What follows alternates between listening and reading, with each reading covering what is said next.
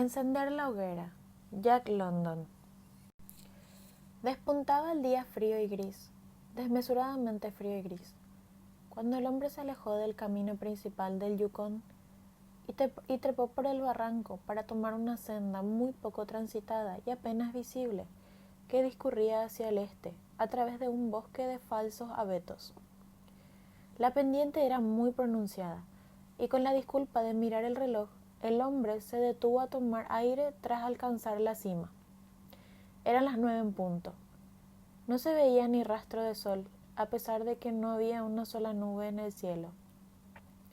Era un día despejado y, sin embargo, la ausencia de sol parecía cubrir la faz de la tierra en un intangible paño mortuorio, una sutil melancolía que oscurecía el día. Al hombre no le preocupaba, estaba acostumbrado a la ausencia del sol. Llevaba varios días sin verlo, y sabía que aún pasarían unas cuantas jornadas antes de que la alegre esfera asomara fugazmente al sur, sobre la línea del horizonte, y desapareciera en cuestión de segundos. Lanzó una mirada al camino por el que había llegado hasta allí. El Yukón, con sus 1600 metros de orilla a orilla, yacía sepultado bajo 1 metro de hielo. Sobre el hielo se acumulaba más de 1 metro de nieve. Todo era un manto blanco e inmaculado, con suaves ondulaciones allí donde las bajas temperaturas habían formado grandes masas de hielo. De norte a sur, hasta donde alcanzaba la vista, la blancura se extendía solo interrumpida por una línea oscura y fina que se curvaba y retorcía hacia el sur, desde la isla cubierta de falsos abetos, y se curvaba y retorcía al norte, donde desaparecía tras otra isla igualmente cubierta de abetos. Esta línea oscura y fina era el camino, la ruta principal, que recorría casi 800 kilómetros en dirección sur hasta el paso Chilcot, Día y el Agua Salada, 150 kilómetros en dirección norte hasta Dawson y otros 1600 hasta Nulato, para terminar en Saint Michael, a orillas del mar de Bering, a 2400 kilómetros de donde se encontraba. Ninguna de estas cosas, la ruta larga, fina y misteriosa, la ausencia de sol en el cielo, el frío atroz y extraño que todo resultaba en su conjunto, impresionaban al hombre en absoluto. Y no es que estuviera acostumbrado, era un recién llegado al territorio, un chechacuo, y aquel sería su primer invierno. Su problema era que carecía de imaginación. Era listo y despierto para las cosas de la vida, pero solo para las cosas, no se adentraba en sus significados. 45 grados bajo cero significaban 45 grados por debajo del punto de congelación. El hecho se traducía en que hacía mucho frío y estaba incómodo, nada más. No lo llevaba a reflexionar sobre su fragilidad frente a las bajas temperaturas, sobre la fragilidad del ser humano en general, una criatura solo capaz de vivir dentro de ciertos límites de frío y de calor, ni tampoco a perderse en conjeturas sobre la inmortalidad y el lugar que ocupa el ser humano en el universo. 45 grados bajo cero equivalían a que el hielo cortaba como un cuchillo y que había que protegerse con manoplas, orejeras, unos mocasines calientes y calcetines gruesos. 45 grados bajo cero eran para él exactamente 45 grados bajo cero. No le cabía en la cabeza que pudiera ser otra cosa. Mientras daba media vuelta para seguir su camino, escupió para ver qué pasaba. Se llevó un sobresalto al oír un chasquido seco, semejante a una explosión. Volvió a escupir, y una vez más la saliva restalló en el aire antes de caer en la nieve. Sabía que a 45 grados bajo cero la saliva crujía al entrar en contacto con la nieve, pero no que estallara en el aire. Seguramente la temperatura era inferior a 45 bajo cero, aunque ignoraba cuánto. Pero la temperatura no le importaba. Se dirigía a un antiguo campamento situado en la horqueta izquierda del arroyo Henderson, donde lo esperaban sus compañeros.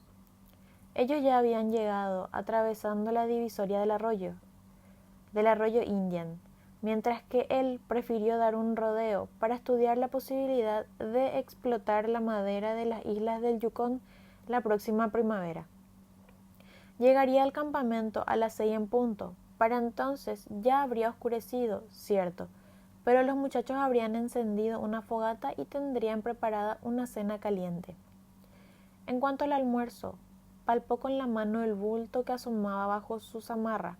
Lo llevaba debajo de la camisa, envuelto en un pañuelo y en contacto con la piel desnuda. Era la única manera de evitar que se congelara. Sonrió con satisfacción al evocar los 2 panecillos abiertos por la mitad y empapados en grasa que contenían sendas lonchas de panceta fría. Se adentró por el bosque de falsos abetos, hundiéndose en la nieve. Apenas se distinguía la senda.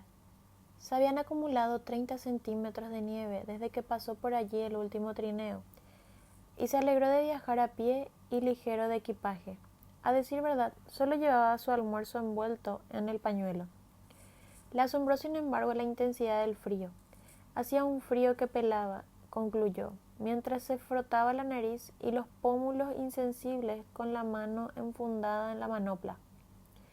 Lucía bigote y barba, pero el vello facial no le protegía los altos pómulos ni la nariz impaciente, que embestía belicosa el aire gélido.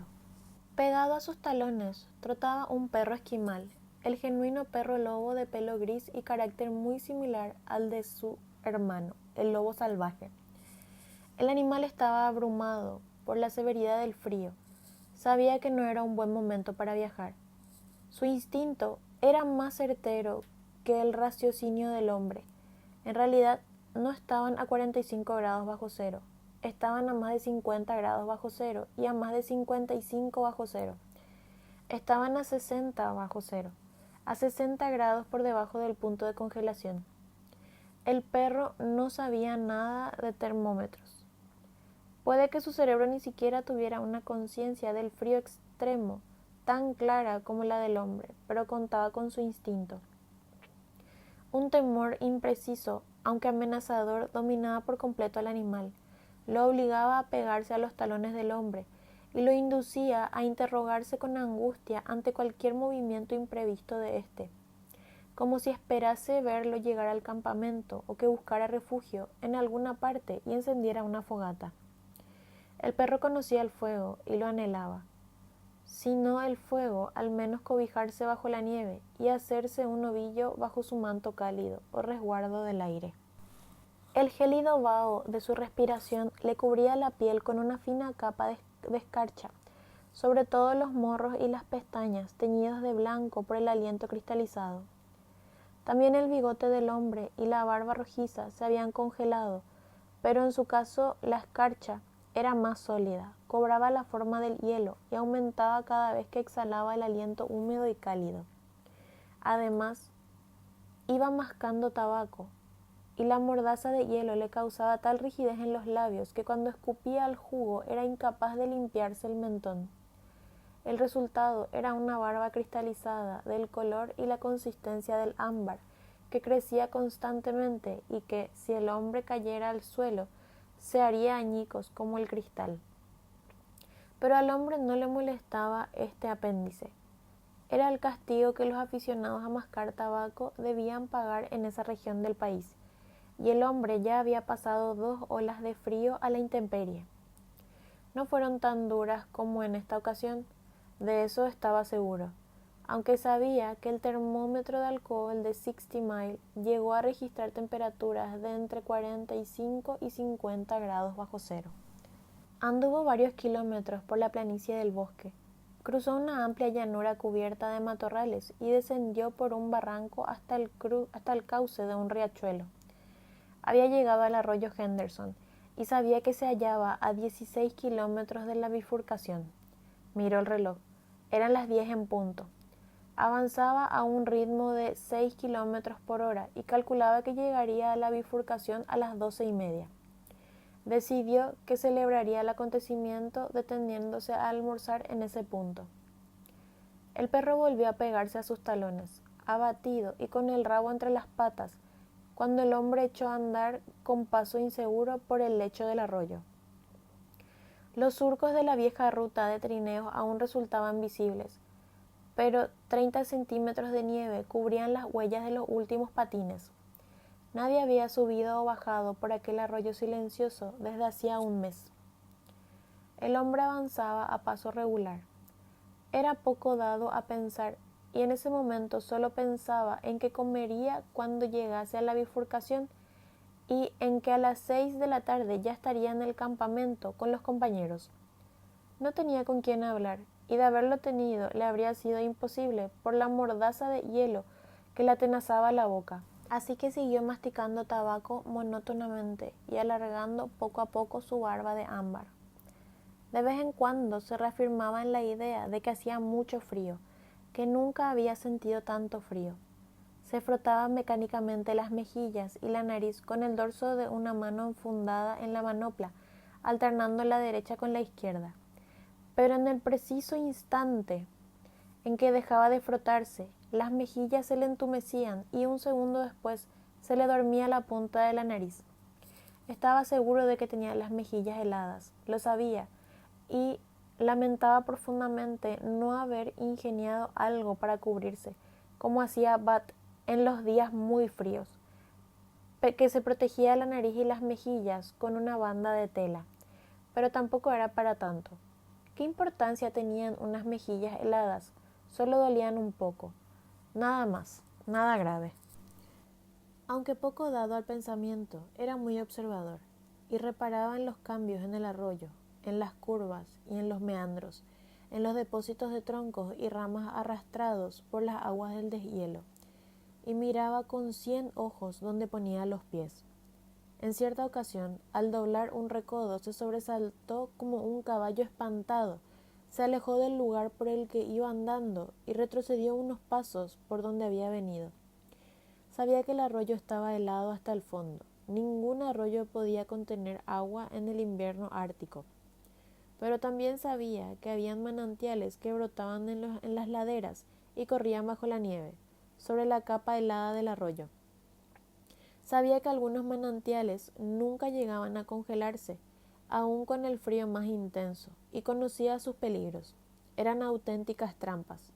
Escondían lagunas bajo la nieve que podían alcanzar entre 10 centímetros y 1 metro de profundidad, y a veces parecían cubiertas por una fina capa de hielo de poco más de 1 centímetro de grosor, oculta a su vez bajo la nieve. Otras veces las capas de agua alternaban con las de hielo, de tal suerte que si al pisar se rompía la primera, también se romperían las capas sucesivas, y uno podía acabar mojado hasta la cintura. Por eso le entró tal pánico. Notó que el suelo cedía bajo sus pies y oyó el crujido de la capa de hielo escondida bajo la nieve. Mojarse los pies a esa temperatura era peligroso. Como mínimo se retrasaría, pues no tendría más remedio que detenerse y encender una fogata para calentarse los pies desnudos mientras se secaban los calcetines y los mocasines. Se detuvo a examinar el cauce y las orillas del arroyo y concluyó que la corriente de agua venía de la derecha. Reflexionó unos instantes, frotándose la nariz y las mejillas, y dio un rodeo hacia la izquierda, pisando con cautela y poniendo a prueba el equilibrio a cada paso que daba. Una vez pasado el peligro, se metió en la boca un puñado de tabaco fresco y reanudó la marcha a un ritmo de 6 kilómetros por hora. En el curso de las 2 horas siguientes tropezó con varias trampas similares. Normalmente la nieve que ocultaba las lagunas estaba hundida y presentaba una apariencia glaseada que advertía el peligro. Una vez, sin embargo, se libró por muy poco y en otra ocasión, presintiendo el riesgo, obligó al perro a ir por delante. El perro se negaba a avanzar. Se resistió hasta que el hombre le dio un empujón y solo entonces cruzó a toda prisa la superficie lisa y blanca. El hielo se quebró de repente y el animal se tambaleó y se alejó en busca de un terreno más firme. Se había mojado las patas delanteras y el agua se convirtió en hielo en cuestión de segundos. Sin perder un instante, el perro empezó a lamerse el hielo de las patas, se dejó caer sobre la nieve y se arrancó a mordiscos la capa que se le había formado entre las uñas. Reaccionó de este modo, por puro instinto. Si no se quitaba el hielo, le saldrían heridas. El perro no lo sabía, se limitó a obedecer a un impulso insondable que surgía de lo más hondo de su ser. El hombre sí lo sabía. Su raciocinio le permitía formarse una opinión, y se quitó la manopla de la mano derecha para ayudarle a arrancarse los cristales de hielo. No tuvo los dedos expuestos al aire más de un minuto, y le asombró lo deprisa que se le entumecieron. ¡Caramba! Sí hacía frío. Se puso la manopla a toda prisa, y se golpeó la mano con furia contra el pecho. A las 12 de la mañana el día alcanzó su momento de máxima claridad. Pese a que el sol se encontraba demasiado al sur en su viaje invernal para iluminar el horizonte. La tierra se interponía entre el astro y el arroyo Henderson, y el hombre caminaba bajo el cielo despejado del mediodía sin proyectar sombra alguna. A las 12:30 en punto llegó a la bifurcación del arroyo. Se felicitó por el buen ritmo de la caminata. De seguir así, a las 6 estaría sin falta con sus compañeros. Se desabrochó la zamarra y la camisa y sacó el almuerzo. Esta acción no le llevó más de 15 segundos, que sin embargo bastaron para que el entumecimiento se apoderara de sus dedos. En vez de ponerse la manopla, se golpeó los dedos 12 veces contra el muslo. A continuación se sentó a comer sobre un tronco cubierto de nieve. Le asombró la rapidez con que cesaba el escozor que sintió en los dedos al golpearlos contra el muslo. Ni siquiera tuvo tiempo de probar el pan. Volvió a sacudirse los dedos, se puso la manopla y se descubrió la otra mano para comer. Trató de dar un bocado, pero la mordaza de hielo no se lo permitió. Se había olvidado de encender una fogata para derretirla. Se rió de su descuido y al hacerlo advirtió que los dedos de la mano que acababa de dejar expuesta empezaban a entumecerse. También notó que el escozor que había sentido en los dedos de los pies al sentarse se iba atenuando. Se preguntó si sería porque los dedos estaban calientes o porque habían perdido la sensibilidad. Los movió dentro de los mocasines y llegó a la conclusión de que los tenía entumecidos. Se puso la manopla apresuradamente y se levantó. Estaba un poco asustado. Empezó a dar patadas en el suelo hasta que volvió a sentir el escozor en los pies. Hacía un frío de 1000 demonios, eso pensó. Aquel hombre de Arroyo Salado no mentía cuando le habló de las bajas temperaturas que llegaban a alcanzarse en esa región, y él se había echado a reír. Eso demostraba que uno nunca debe estar demasiado seguro de las cosas. Hacía un frío espantoso, no cabía la menor duda. Se puso a dar vueltas, a dar patadas y a mover los brazos, hasta que sintió que entraba en calor. Sacó entonces las cerillas y se dispuso a encender una fogata. Cogió la leña de los matorrales, donde las aguas del deshielo de la primavera anterior habían dejado enredadas algunas ramas secas. Alimentando el fuego con sumo cuidado, no tardó en conseguir una rugiente hoguera, y al calor de las llamas pudo fundir el hielo que le cubría el rostro y protegerse mientras almorzaba. Por el momento se había burlado del frío. El perro acogió el fuego con satisfacción y se tendió a la distancia justa para calentarse sin llegar a quemarse. Cuando hubo terminado, el hombre cargó su pipa y disfrutó tranquila y plácidamente. Luego se puso las manoplas, se ajustó las orejeras y tomó la senda que ascendía por la orilla izquierda del riachuelo. El perro se llevó una desilusión, pues quería quedarse junto al fuego. Aquel hombre no sabía lo que era el frío. Era posible que sus antepasados, generación tras generación, nunca hubieran llegado a conocer el frío de verdad, el que alcanza los 77 grados debajo del punto de congelación. El perro sí lo sabía. Sus antepasados lo sabían, y él había heredado ese conocimiento. Sabía que no era prudente caminar bajo aquel frío aterrador. A esas temperaturas había que acurrucarse en un acogedor agujero en la nieve y esperar a que una cortina de nubes se tendiera sobre el cielo. Pero el hombre y el perro no tenían una relación de intimidad. El uno era el esclavo del otro, el que se encargaba del trabajo más duro, y las únicas caricias que el animal había recibido eran las caricias del látigo y los broncos y amenazadores sonidos que le procedían. Por eso no se molestó en comunicar al hombre sus temores. No le preocupaba el bienestar del hombre, era su propia seguridad la que producía esa resistencia a abandonar el fuego. Pero el hombre silbó y emitió los sonidos que acompañaban al látigo, y el perro lo siguió pegado a sus talones. El hombre se metió en la boca otra bola de tabaco y comenzó a construir una nueva barba de ámbar. Su aliento no tardó en salpicarle el bigote, las cejas y las pestañas de un polvillo blanco. Por lo visto, no había tantos manantiales en la margen izquierda del Henderson, y anduvo media hora sin advertir ningún peligro. Y entonces ocurrió. En un lugar donde nada lo indicaba, donde la nieve intacta y blanca daba muestras de ser sólida, el hombre pisó una placa de hielo. No era profunda, pero se hundió hasta las rodillas antes de alcanzar terreno firme. Se enfureció y maldijo su suerte en voz alta. Confiaba en llegar al campamento a las 6 en punto, y el percance lo retrasaría al menos una hora, pues tendría que encender una fogata para secarse los pies. Era imprescindible a tan bajas temperaturas. Eso al menos sí lo sabía. Se acercó a la orilla y trepó por el terraplén. En la cima, enredado en la maleza que crecía entre los troncos de los abetos más jóvenes, encontró un depósito de leña, principalmente ramas y ramitas, pero también algunos troncos y hierbas secas de la primavera anterior. Amontonó los troncos más grandes sobre la nieve. Con ellos construiría la base de la hoguera e impediría que la pequeña llama se hundiera en la nieve y la derritiera. Obtuvo la llama prendiendo con una cerilla un trozo de corteza de abedul que llevaba en el bolsillo. La corteza de abedul ardía mejor que el papel.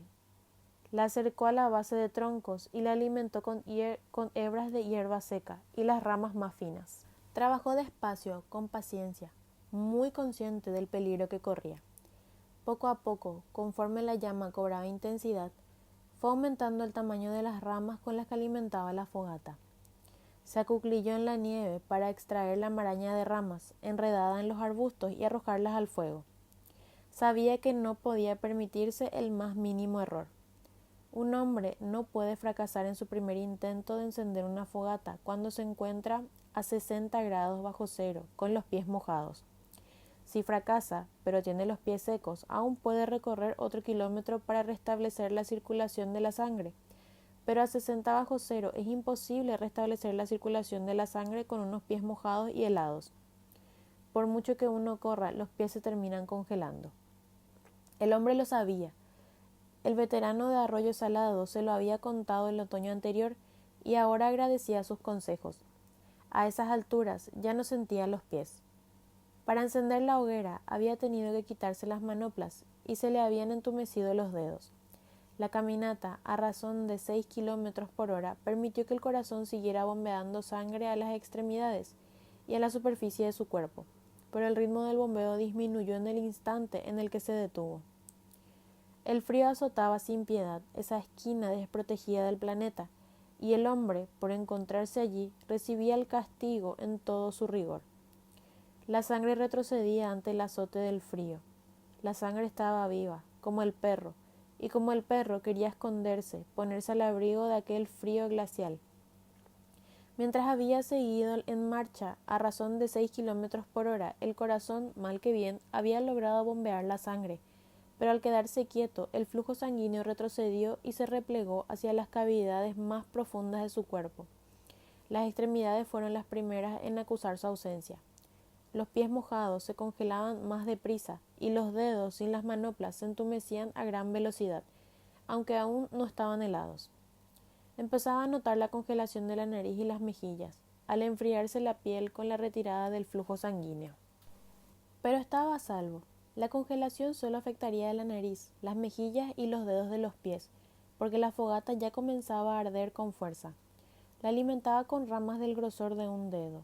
En cuestión de un minuto, podría arrojar troncos del grosor de la muñeca, y entonces se quitaría los mocasines y los calcetines mojados y se calentaría los pies al fuego, frotándolos primero con nieve, naturalmente. La fogata era un éxito, estaba a salvo. Recordó los consejos del veterano de Arroyo Salado y sonrió. El anciano había anunciado solemnemente la ley según la cual ningún hombre debe viajar solo por la región Klondike a 45 grados bajo cero. Pues bien, allí estaba él, Habría sufrido un accidente, iba solo y se había salvado. Esos veteranos a veces eran unos cobardicas, pensó. Lo único que tenía que hacer un hombre era no perder la cabeza, y eso estaba haciendo él. Un hombre de verdad podía viajar solo.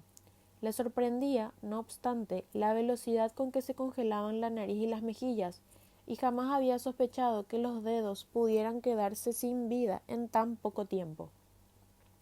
Sin vida estaban los suyos, pues a duras penas lograba moverlos para alcanzar una rama, y los sentía muy lejos de su cuerpo, ajenos a él.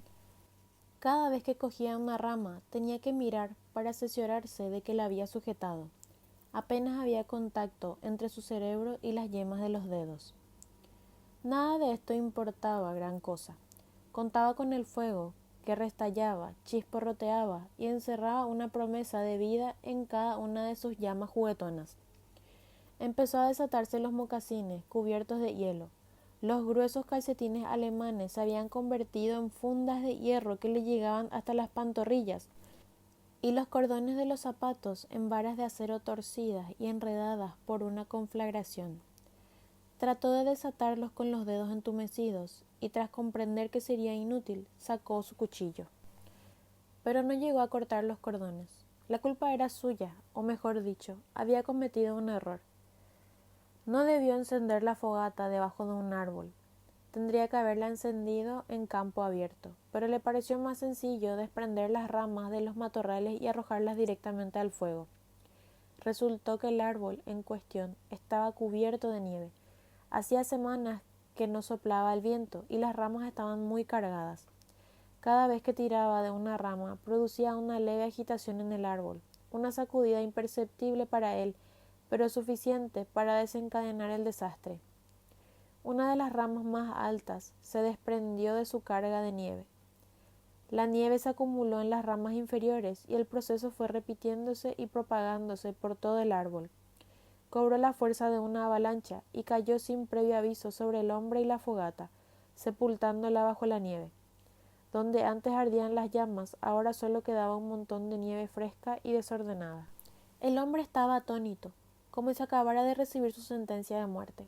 Se quedó un rato inmóvil, contemplando el lugar donde momentos antes ardía el fuego.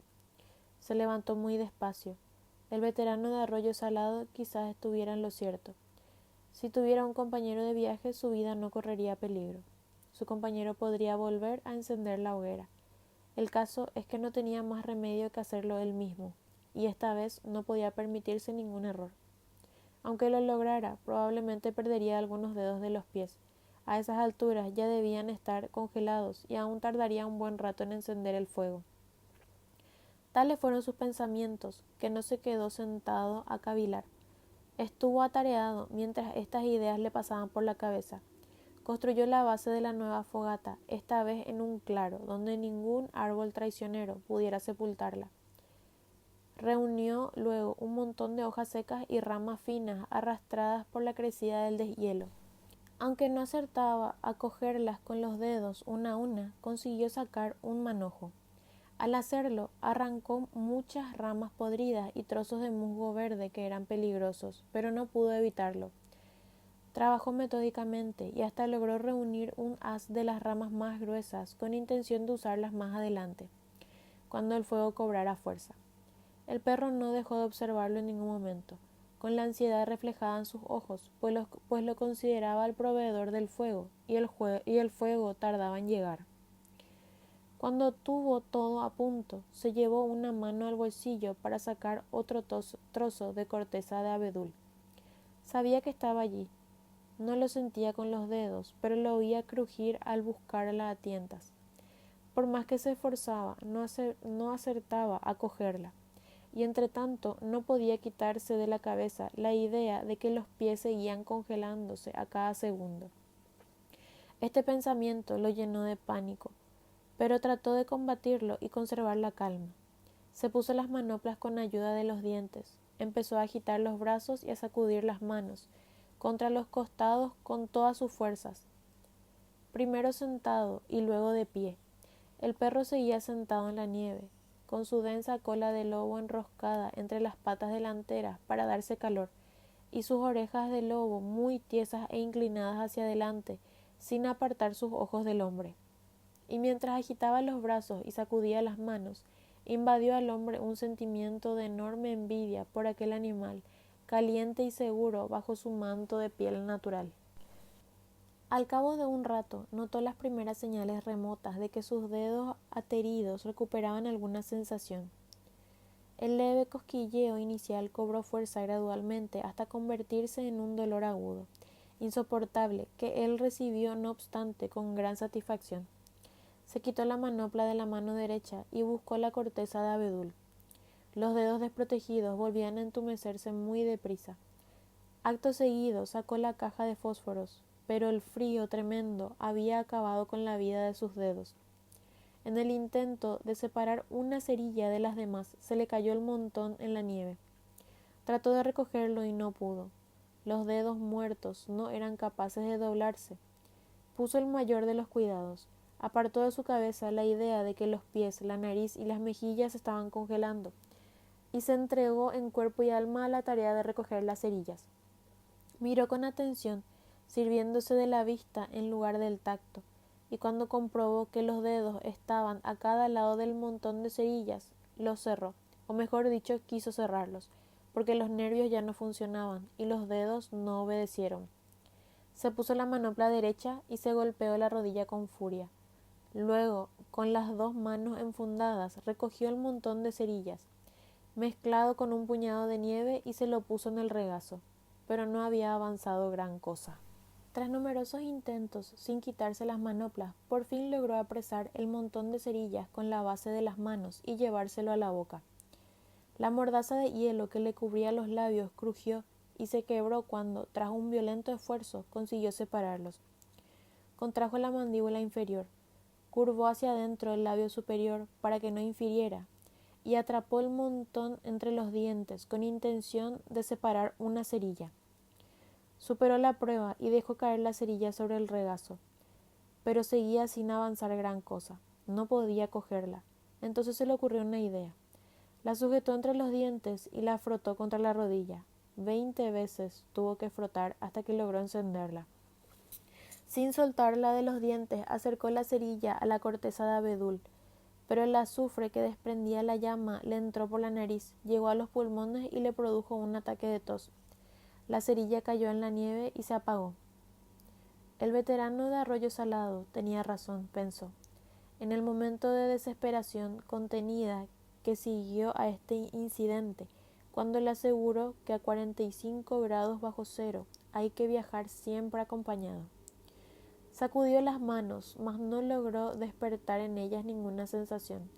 Se quitó la manopla con los dientes y atrapó el montón de cerillas con la base de las manos. Los músculos de los brazos aún no se habían congelado y le permitieron sujetar las cerillas con fuerza. A continuación, las frotó contra la pierna. 70 fósforos prendieron a la vez. No soplaba viento alguno que pudiera apagarlos.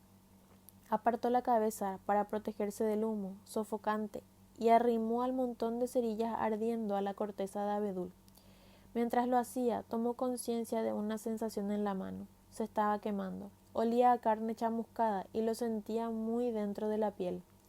Esta primera sensación se convirtió en un dolor intenso. Aún así lo soportó, sosteniendo la llama torpemente para prender la corteza de abedul, que no se encendía, aunque las manos se interponían con el camino y absorbían la mayor parte del fuego. Cuando no pudo resistir más, separó las manos de golpe. Las cerillas chisporrotearon al caer en la nieve, pero la corteza de abedul había prendido. Comenzó a alimentar las llamas con hierbas secas y ramas finas. No podía elegir, pues tenía que cogerlas con la base de las manos. Separaba con los dientes, como buenamente podía, los trozos de musgo verde y madera podrida mezclados con las ramas, y protegía celosamente la llama, pues de esa llama dependía su vida, y no podía permitir que pereciera. La sangre se retiró de la superficie de su cuerpo, y el hombre empezó a tiritar de tal modo que sus movimientos se volvieran más torpes. Un trozo de musgo verde cayó sobre su pequeña llama. Probó a apartarlo con los dedos, pero el temblor no le permitía calcular la distancia y terminó desbaratando el núcleo de la hoguera. y separar y desperdigar en el intento las hierbas y las ramas que ya habían encendido. Trató de reunirlas de nuevo, pero por más empeño que puso en la faena, el temblor se salió con la suya, y las ramas se dispersaron sin remedio. Cada rama soltó una bocanada de humo y se apagó. El proveedor del fuego había fracasado. Miró en torno con abatimiento y reparó por casualidad en el perro, que seguía sentado en la nieve, junto a las ruinas de la fogata, y se rebullía de inquietud, levantando primero una pata y luego la otra para combatir alternativamente el peso de su cuerpo con ávida impaciencia. Al verlo, tuvo una ocurrencia descabellada. Recordó haber oído la historia de un hombre que, atrapado en una tormenta de nieve, mató a un ciervo, lo abrió en canal y se salvó introduciéndose en su cuerpo. Mataría al perro y hundiría las manos en sus cálidas entrañas hasta que el entumecimiento desapareciera. Después podría encender otra fogata. Llamó al perro para que se acercara, pero el animal detectó una extraña nota de temor en la voz del hombre y se asustó, pues nunca lo había oído hablar de ese modo. Algo pasaba, y su naturaleza desconfiada presintió el peligro. Ignoraba cuál era el peligro, mas por alguna razón, en algún rincón de su cerebro despertó el miedo al hombre. Agachó las orejas y sus movimientos, su inquietud, su manera de rebullirse y de levantar alternativamente las patas delanteras se acrecentaron, pero no se acercó. El hombre se puso a cuatro patas y se arrastró hacia él. Tan insólita postura volvió a despertar las sospechas del perro, que se apartó atemorizado. El hombre se sentó un momento en la nieve y luchó por no perder la calma. Acto seguido, se puso las manoplas con ayuda de los dientes y se incorporó. Tuvo que mirar el suelo para cerciorarse de que se había levantado, porque la ausencia de sensibilidad en los pies no le permitía notar el contacto con la tierra.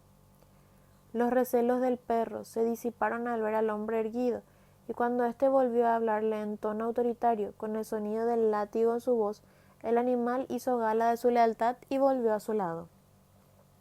Viendo que lo tenía al alcance de la mano, el hombre perdió los nervios. Lanzó los brazos para capturarlo y se llevó una sorpresa mayúscula al descubrir que las manos no respondían, que no podía moverlas y que no sentía los dedos. Había olvidado que estaban congelados y que el proceso se agravaba por momentos. Todo esto ocurrió muy deprisa, y antes de que el animal pudiera escapar, lo atrapó con los brazos. Se sentó en la nieve para agarrarlo bien, pero el perro no paraba de gruñir, de gemir y forcejear. Pero sujetarlo con los brazos era lo único que podía hacer. Comprendió que no podía matarlo, era imposible. Con las manos congeladas no podía ni empuñar el cuchillo ni estrangularlo. Lo soltó, y el perro huyó corriendo con el rabo entre las patas, sin dejar de gruñir. Se detuvo a algo más de 10 metros y examinó al hombre con gesto de curiosidad, las orejas muy erguidas e inclinadas hacia adelante. El hombre se buscó las manos con la mirada y las vio congeladas de los extremos de sus brazos. Le pareció muy raro que tuviera que servirse de los ojos para encontrar sus manos. Empezó a agitar los brazos y a sacudirse las manos contra los costados. Así estuvo 5 minutos, con todas sus fuerzas, hasta que el corazón empezó a bombear la sangre suficiente para detener los temblores, pero seguía sin sentir las manos. Tenía la sensación de que colgaban como pesos muertos de los extremos de sus brazos, pero si trataba de seguir el rastro de esa sensación, no lo encontraba. Le asaltó el miedo a la muerte, un miedo oscuro y angustioso.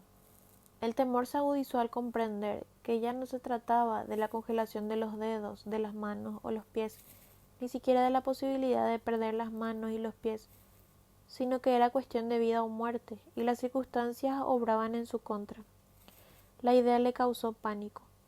Dio media vuelta y echó a correr por el viejo camino apenas perceptible que discurría por el lecho del arroyo. El perro lo siguió sin separarse de su lado. Corría ciegamente, sin propósito alguno, presa de un terror como no había sentido en toda su vida. Poco a poco, sin dejar de tambalearse y de hundirse en la nieve, comenzó a ver de nuevo el paisaje circundante, las orillas del arroyo, los montones de ramas acumuladas, los álamos desnudos y el cielo. La carrera le hizo sentirse mejor. Ya no tiritaba. Tal vez, si seguía corriendo, los pies se descongelarían Incluso era posible que si corría lo suficiente lograse llegar al campamento con sus compañeros. Perdería varios dedos de las manos y los pies y parte de la cara, de eso estaba seguro, pero los muchachos se ocuparían de cuidarlo y salvarían el resto de su cuerpo. Sin embargo, otro pensamiento le decía al mismo tiempo que jamás llegaría al campamento, que se encontraba a muchos kilómetros y que los síntomas de congelación se habían apoderado de él y que pronto estaría agarrotado y muerto. Relegó este pensamiento a un lugar más recóndito de su mente y se negó a analizarlo. La idea pugnaba a veces por hacerse oír, pero volvía a apartarla y se esforzaba en pensar en otras cosas. Le extrañó que pudiera correr con los pies tan helados, pues ni siquiera los sentía al pisar el suelo y cargar sobre ellos todo el peso de su cuerpo. Tenía la sensación de deslizarse sobre la superficie de la tierra, sin apenas rozarla. Una vez en alguna parte recordaba haber visto un mercurio alado, y se preguntó si Mercurio sentiría lo mismo que él al pasar rozando la tierra. La teoría de seguir corriendo hasta el campamento tenía un fallo. No aguantaría. Varias veces tropezó y al final perdió pie y cayó al suelo. Trató de levantarse, pero no pudo. Decidió sentarse, descansar un rato y reanudar la marcha al paso en lugar de correr. Mientras recuperaba el aliento, percibió una sensación de tibieza y bienestar. Los temblores habían cesado, y hasta le pareció sentir un calor muy agradable en el pecho y el tronco. Sin embargo, cuando se tocaba la nariz o las mejillas no experimentaba ninguna sensación. Correr no había servido para descongelarlas, tampoco para descongelar las manos y los pies. Volvió a asaltarlo la idea de que la congelación se estaba extendiendo por todo su cuerpo. Hizo cuanto pudo por sofocar este pensamiento, por olvidarlo, por pensar en otra cosa, pues era consciente del pánico que le causaba y tenía miedo al pánico. Pero el pensamiento persistió y ganó terreno hasta que le produjo una visión de su cuerpo congelado. No pudo soportarlo, y otra vez echó a correr por el arroyo. Al cabo de un rato, aminoró el paso y siguió andando, pero la idea de que la congelación seguía extendiéndose le hizo lanzarse de nuevo a la carrera. Y cada vez que corría, el perro corría tras él, pegado a sus talones. Cuando cayó por segunda vez, el animal metió la cola entre las patas delanteras, se sentó frente a él y lo miró fijamente, con honda curiosidad. Ver al perro caliente y a salvo llenó al hombre de furia, y lo maldijo hasta que el animal agachó las orejas con aire suplicante. Esta vez el temblor se apoderó de él en menos tiempo. Estaba perdiendo la batalla contra el hielo, que atacaba desde todos los flancos. La idea lo animó a seguir adelante, pero no pudo avanzar más de 30 metros antes de tropezar y caer de momento.